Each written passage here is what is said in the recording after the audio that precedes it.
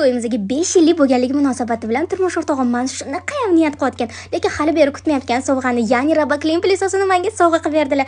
Shunaqa xursand bo'lib ketdim. Srazi plisosni ochib, uni ishlatishga qaror qildik.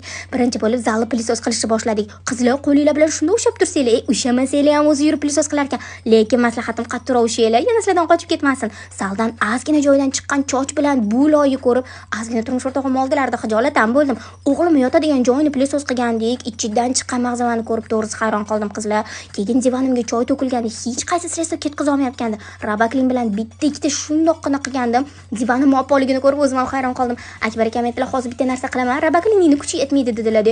Oppoqqina gilamimga tomatni pasta to'kib tashlasalar, Robaklinni shundoq nasatkasini olib bitta ikkita yurg'izuvdim. Gilamim oldingidan ham oppoq bo'lib ketdi. Qizlar, sizlar ham ekranda yozilgan shu nomerlardan Abdulaziz akaga murojaat qilib, sizlar ham xarid qilsanglar, mana shu $100 girmaskiy qozon sizga tekinga beriladi qizlar.